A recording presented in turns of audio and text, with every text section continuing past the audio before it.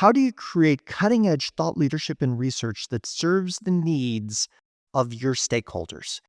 Today, I speak with Stephanie Woerner, Principal Research Scientist and Director of the MIT Center for Information Systems Research, also known as CISR. In this conversation, we're going to talk about the tension between the academic publication cycle and the membership organization's needs. We'll talk about CISR's annual research calendar and how Gen AI nearly broke the model. We'll talk about building relationships and trust between the sponsoring organizations and the research center. And finally, we'll talk about the process of spotting the questions bubbling up in the business world, keeping a pulse on your audience, and then being able to design and deploy a solid study within a year and report it out to your members. I'm Bill Sherman, and you're listening to Leveraging Thought Leadership. Ready? Let's begin. Welcome to the show, Stephanie. Thank you, Bill, for having me. I am delighted to be here. So let's start with a level set question. Okay. What is MIT's CISR? What does it do? And what is your role? So, CISR stands for Center for Information Systems Research, which is why we use the acronym CISR. And we are a research center in the Sloan School of Management, and we've been around for 50 years doing research on how businesses get value for their investments in information technology and digital. And you would think that after 50 years, we would have kind of gotten, answers to this. And we have, but technology is always changing. And so we're finding that companies are trying to stay on top of that technology, and they're trying to figure out, are there different ways of getting value? What are the ways that customers are now interfacing with that technology? So, we've got 6 research scientists, and we do research projects every year on these topics. So you're inside of Sloan at MIT. Yes, we Okay. are. And there's academic work that goes within Sloan, right? And there's an academic sort of pace and standard of publishing and research. And then there's the pace of business, especially in technology. How do you reconcile those two? And are there tensions? And if so, can you give some examples? So there are huge tensions. I mean, if you are doing an academic research project, you could figure that could be easily 3, 4 years by the time you collect the data, and you've got to do a literature review, and you've got to do all kinds of stuff around that. And you're also teaching, and you've got committee work. So what we do, and what is so different about our research center, is we are research scientists, which we have the same qualifications as the faculty, but we're not on the faculty track. But that gives us a lot of freedom to choose our projects, choose our topics that we are going to do research on. And because that's all we do, we actually can go after it really in a concentrated manner. And, also we can scope things differently than you would in an academic project. And so when I look at an academic project, I am thinking about something that can be done in a 9-month to 12-month cycle, because our research cycle at the Center for Information Systems Research is annual.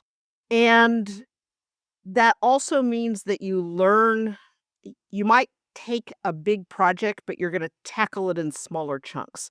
And so that's another big difference between an academic project. They're going to put the whole thing out there and kind of start biting it, just tackle the whole thing at one time.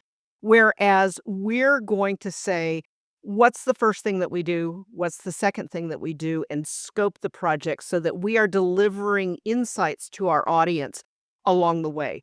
But it is a huge tension between the two because business is going faster. I mean, I say I'm on an annual. I got to tell you, business is on 6 months, 3 months, I mean, I fast. got to solve a problem in a couple weeks. What do we do? Right. What do we do? And we're not that fast. But that's one of the big tensions. And I would have to say that being in the Sloan School of Management keeps us kind of attached and interacting with academia. But the way that we're doing research is very different in terms of the kinds of projects that we do and the time frame that we do them in.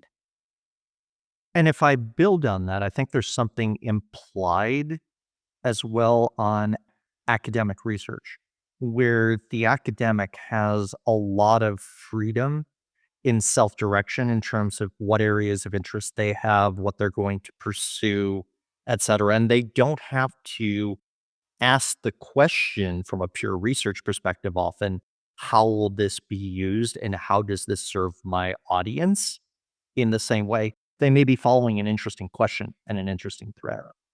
That is absolutely true. I have members. I have 75 consortium members who are all interested in getting value.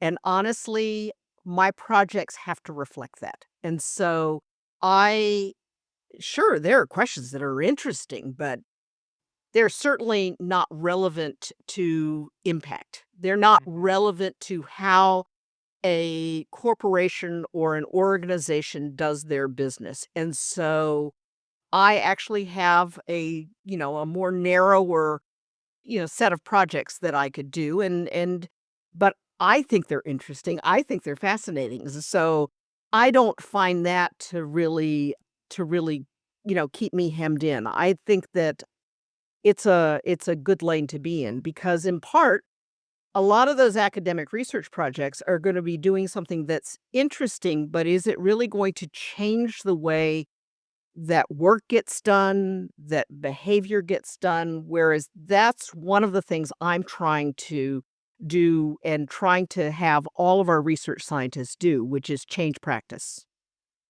And I think you've touched on the heart of one of the differences in the academic practitioner divide is that question of not only how am I creating new knowledge, but who is it for and who can use it today or as soon as we have answers, right? Because otherwise it gets published in a journal, might be get taught in classes and that. At best, it's a slow cascade of knowledge in an academic research piece. Rather than here, you've got a demand and you're saying, hey, I'm thinking of these research topics on our research calendar for CISR. Are we aligned? And you can get immediate feedback of, hey, we love this, or explain why you want to put time there. Absolutely. And sometimes the results are going to be directly applicable right now. I mean, I can think of projects that we did on IoT, the Internet of Things, where you could start saying, well, yes, we're starting to use that right away. We have a research project right now that I'm working on with Peter Weil, my colleague, on platforms. And we're bringing in an idea that we thought about a couple of years ago that we think is going to be interesting. It's sort of becoming relevant now, but I think that because we've kind of been working on it sort of simmering in the background, that now it's ready to come out. And I think that our sponsors, our members are going to be ready to hear about it because sometimes you have an idea and people aren't quite ready. You got to kind of prepare the ground and give them the early research so that they can start to think about, well, what are the technologies I need to put into place? How can I start to get value? And then you can say, and now look what you can do because you've been doing these kinds of investments.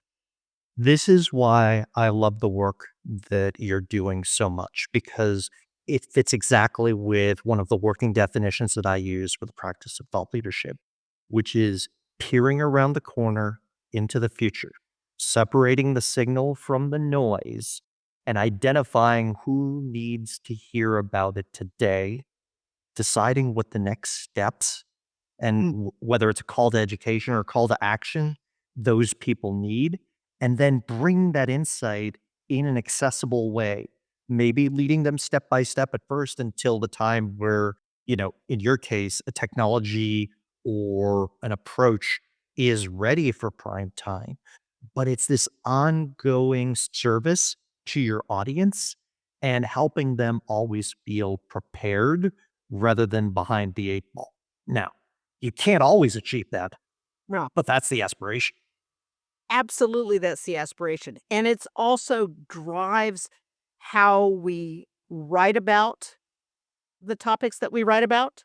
You wanna be able I love a good literature review, but honestly, my members are not gonna really they're not gonna go for it. Um, and the need to get to the nugget of what's important. I mean, a lot of academic work really looks at interesting details, but a lot of our executives, they're in a very fast-paced world, and those details are not gonna make as much difference as that central idea that we're trying to get out to them, and we're trying to write it in such a way that gets them excited about it and, so that they can get it and understand it right away. Well, and what you're promising is the intellectual and academic rigor, but packaged in a way that will be accessible and actionable to them and presented in a way that they don't have to wade through specialist academic language. Yes, I want it to be actionable. I find that thinking about, can I create a framework that I don't want to say it simplifies, but what it does is it pulls out the important pieces and puts it in, lays it out in a way that an executive can say, oh, this is what I need to do first. This is what I need to do next. This is where I have to do two things at one time. And giving them an idea of what the impact on performance is, because that's another thing that really distinguishes the Center for Information Systems Research, which is not just talking about interesting technologies, but also what's the impact on performance metrics like innovation or profitability or revenue growth. And, how do you get to there and how do we think about what each of those things, how do we measure them? And some of them are quite easy. Profitability, we know how to measure. Revenue growth, we know how to measure.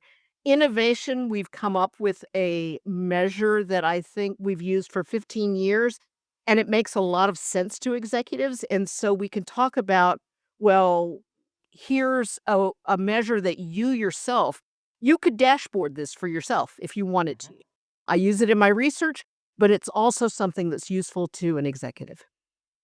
So let's go a little deeper on how you're communicating, right? And the modalities that you use to communicate findings, right? Often executives are pressed for time, and they look and they go, yeah, I don't need an article length. I don't need a book chapter. How are you communicating? And are you using short talks? Are you using sort of like the executive summary one pager? What tools do you use in the toolbox to get them to realize, hey, I need to double click on this and listen? So, and this is good because in our latest iteration of what we offer to our members, we've actually made some changes because of that need for speed, that, the compression of time. And so we do a couple of things. One is every month we do a 3-page research briefing. And it's surprising to me, but 3 pages is often too long. And so for our members, the 3-page research briefings we make available to anyone. For our members, what we have started doing in the last year is a 1-page, very quick description of the research. We call this a talking point, but mostly what I want is 3 to 4 actionable points from the research, which is here's a research briefing. You can go read it if you want to. Here is the 3 to 4 actionable things you can do as an executive, and we also include the graphic. So I want something that's about 200 words with a great graphic and things that someone can work with. So you have research briefings, you have talking points, and then you have to start thinking about sometimes talks work. Actually, what's surprising is a lot of those don't have to be quite as short and snappy as, say, a talking points, because people, as they're sitting in a talk listening, they have ideas and then they want to bounce them off. And so those talks, I can do a talk on one of my latest book. I've told people I could do the 10-minute interpretive dance if you would like, but I could also do a 3-hour workshop.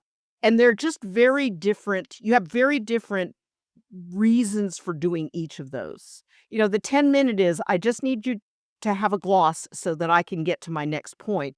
Whereas the 3-hour workshop is, I'm not going to talk for 3 hours. We're going to have a conversation. I'm going to give you some ideas and some frameworks, and then we're going to bring in your context and we're going to talk about your context and why this matters and how can we get to creating a common language so that you can share this with your colleagues and you have an idea that everybody is on the same page. And so I think that if you look at CISR, again, research briefings, talking points, talks themselves, workshops, and then one of the last things that we've started to put into place for our audience, for our members, is something that we're calling hot topics, where we're going to find something that's new, something that is being researched. Maybe it's not baked yet, as I would say, but it's really fascinating. Right now there's a real need for understanding Gen AI, and give them a 45-minute talk and then 15 minutes of Q&A, and we find that a lot of people like that, like, right after work or right before work, and it gets them thinking about it. So I have to really introduce a lot of modalities, depending on what we're trying to accomplish and what kind of time the audience has. So, one of the thoughts that comes through my mind, and I don't know if you've explored it, but I could see for your members as well, short form audio podcast summary. And here I'm thinking of some of the Economist does excellent podcasting. Okay. And it's not only a daily episode, but then they will do themed topics as well for subscribers. And they've got tracks on technology and that. I'm not only a personal fan, but from a making ideas accessible job, they're doing some of the best work in podcasting. I could see, hey, I don't have time to read a 3-page paper, but if I could listen to a 10-minute conversation between the researchers with actionable items while I'm on my workout or something, I could see that totally in your lane. That would be so cool because we do actually record the research briefings. They come out at about 15 minutes or so. Perfect. You, It's you can use the asset. And then what you could do there is say, "Oh, okay, so we've read the research briefing. Now let's do a 10-minute back and forth or maybe an interview with an executive, just 5 minute, Yeah, 10-minute." exactly, you could put that on it, you could also use the audio as a pre-read for a workshop so that they don't have to read the 3-pager, but they Yeah. can just put it in the queue. There's a lot of ways to use that asset.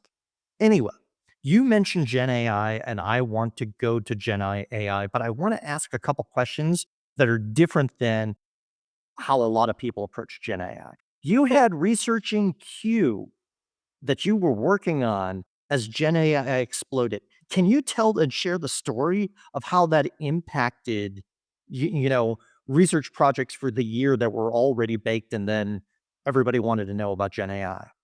I have to tell you, February of 2023, my phone started ringing off the hook because people had gotten past kind of the Christmas, the holiday season, and now they're hearing about large language models and OpenAI and how exciting it is. And I had members asking, well, what is this? What does it mean? How's it gonna change the way that we work?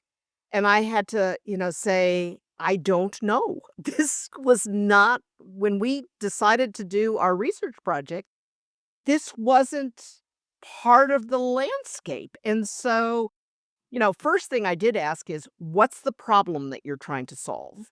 And most of them could say, "Not sure." It's like, "Okay, experimenting is good here. You can do an experiment and you're gonna be fine."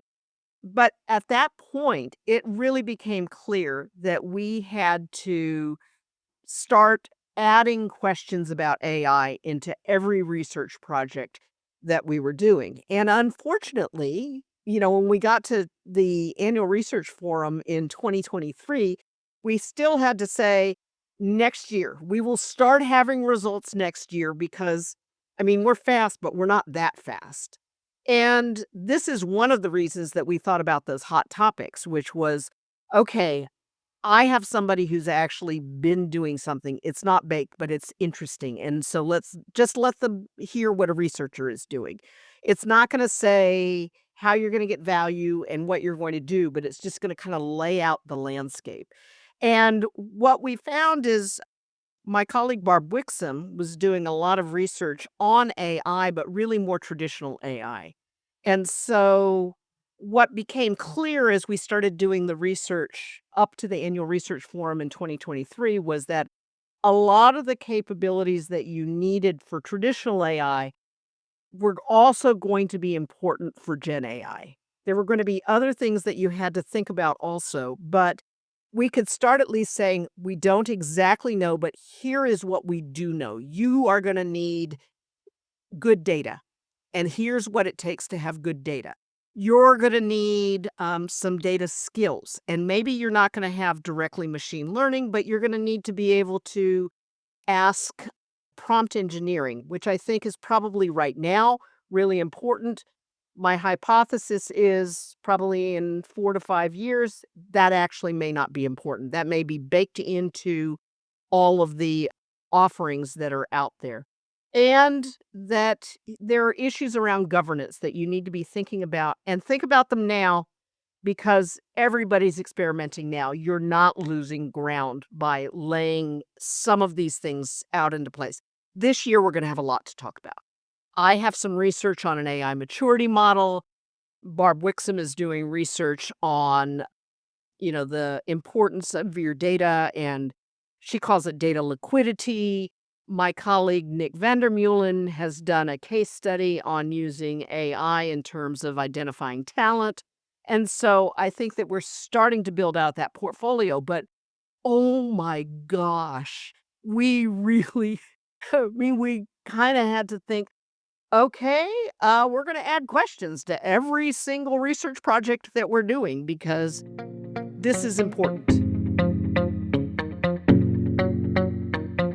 If you're enjoying this episode of Leveraging Thought Leadership, please make sure to subscribe.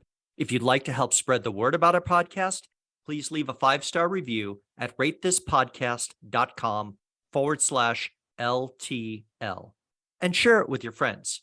We're available on Apple Podcasts and on all major listening apps, as well as thoughtleadershipleverage.com/podcasts.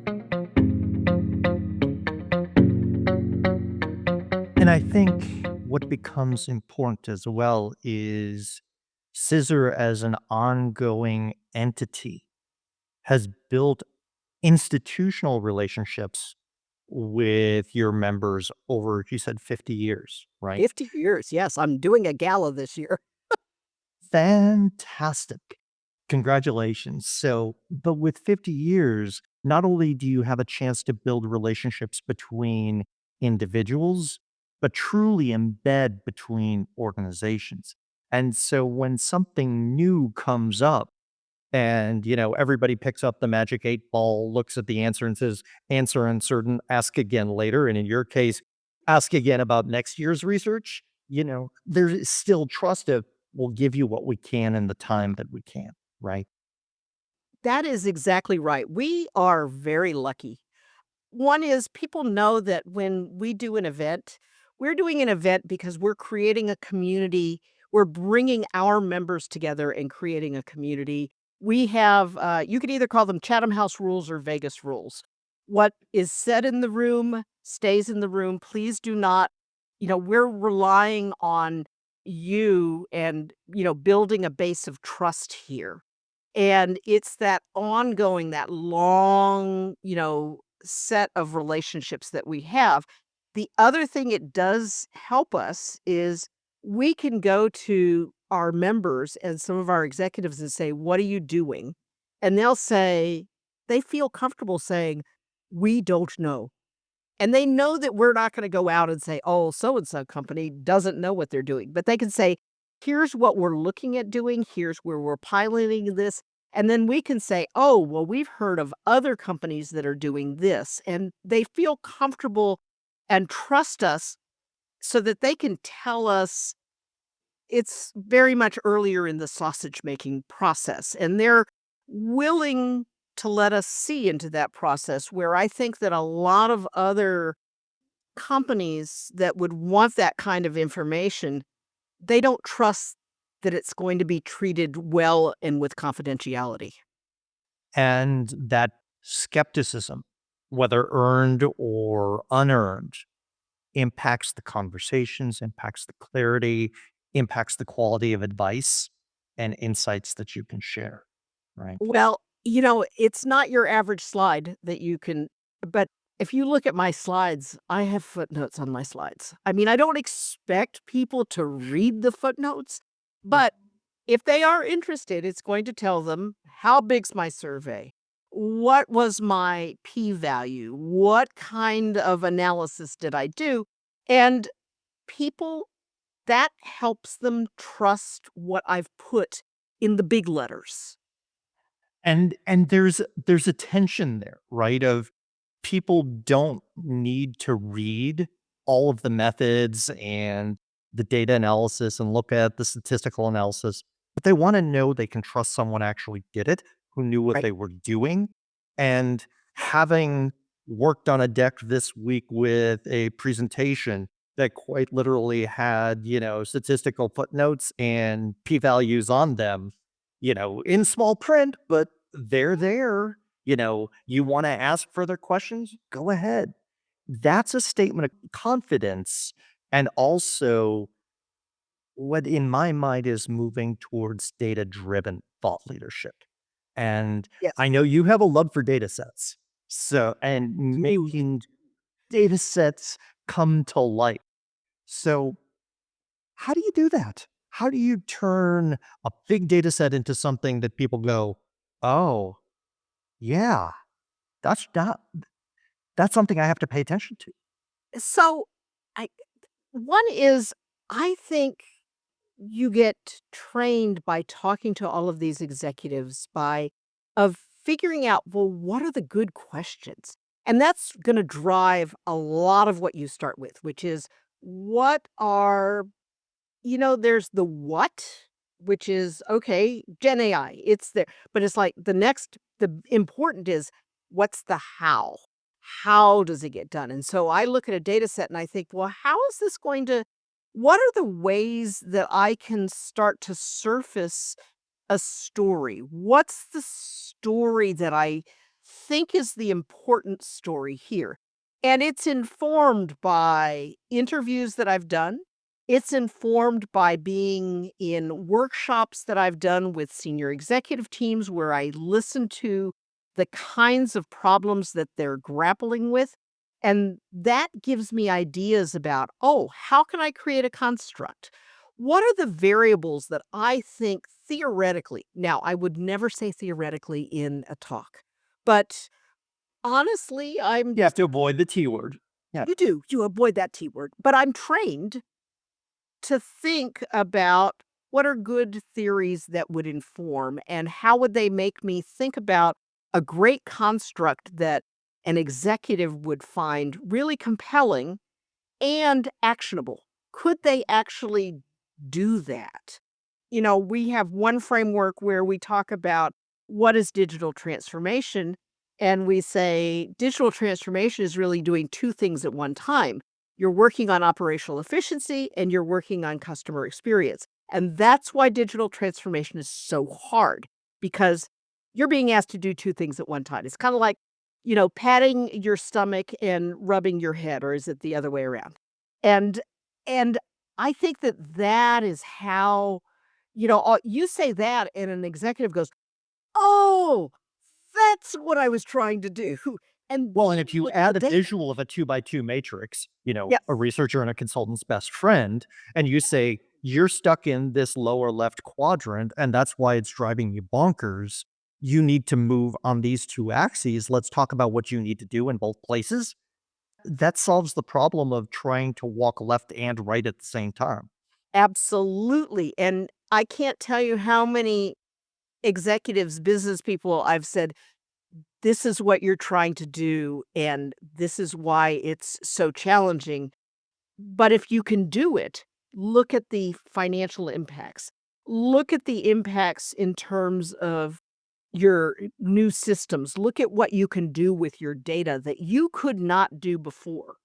You are perfectly adequate, although I think, in another 5 years or so, what is adequate now is not gonna be good enough then.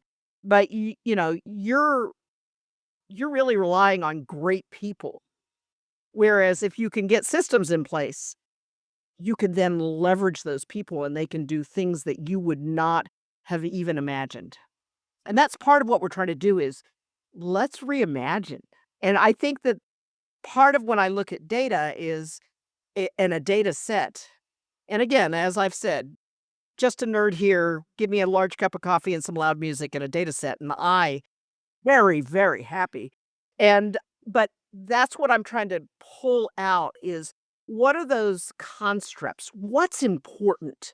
What really is going to be meaningful? And let's put the other details to the side. Well, and you've mentioned a couple things here, and that I want to sort of pull together from an actionable perspective for our listeners. And I'll flip back to you to comment as well.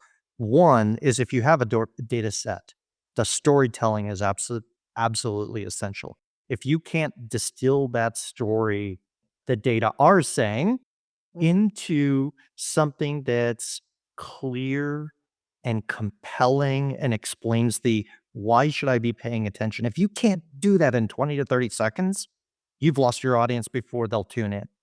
Then on the front end, it's about defining what it is, your operational definitions. And I know we're going nerdy here, but if you don't define what you're measuring, you got problems. And then what hypotheses are you testing?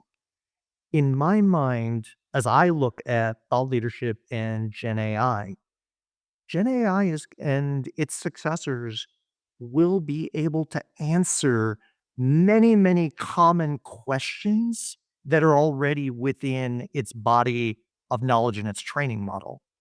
What the human mind will be able to do is to ask and identify questions that need to be asked for community, frame hypotheses, and define how are we going to test them, and then bring those insights back to the community, which is exactly what you're doing at CISR and have been doing. Yes, that is exactly what we do. And, we've been also, as part of what we're doing, also we're bringing not just the insights themselves, but also you kind of show the method. Here's what we thought. Here's what we did. And then you start to talk about, well, how do you become more evidence based? How do you get to data driven decision making? And you can say, well, look at how we did a research project. That is data driven and evidence based decision making.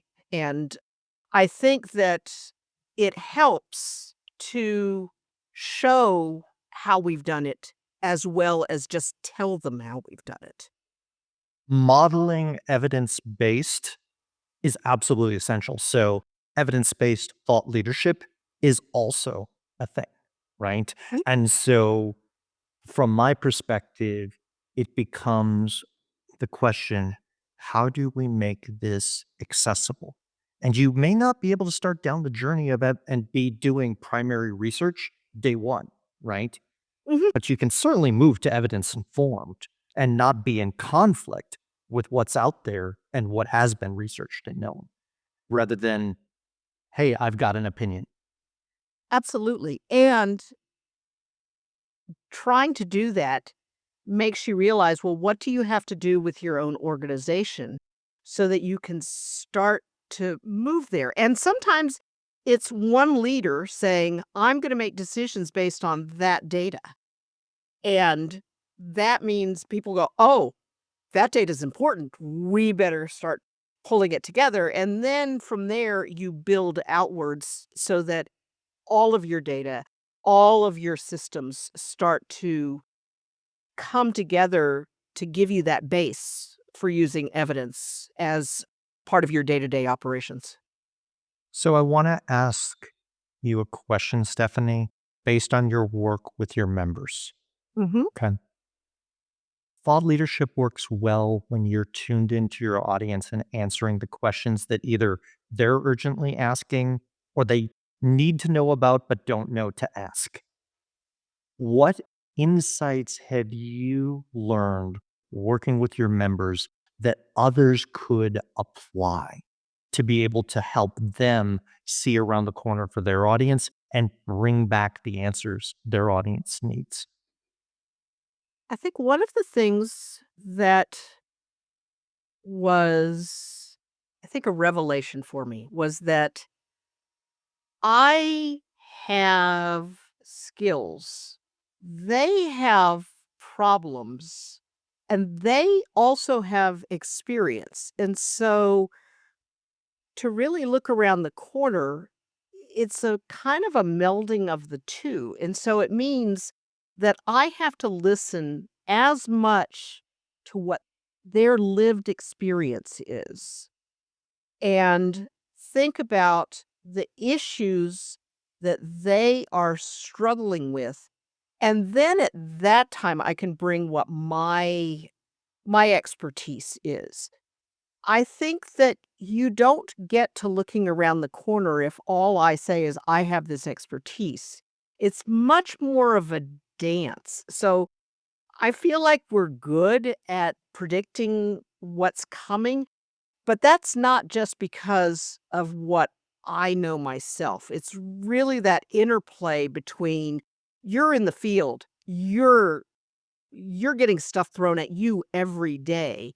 Now, let's and the other good thing is talking to a member of CISR, like a research scientist, is they get a chance to actually reflect back on what they're doing because we're asking them a question that allows them to synthesize their experience. And so I think this, moving ahead is not just based on MIT CISR. It really is because we have this consortium of members who want to share with us and are really very generous with their time and with their knowledge. And because to really see what's happening around the corner or, 3 years ahead, it's not typically based on one company's, it's really based on I've talked to 20, and this is the problem that 20 of them are facing. Therefore, this is something we should be looking at. That ongoing dialogue with the community and respectful dialogue. You are not coming down from the mountain with the tablets and the insights that you've received.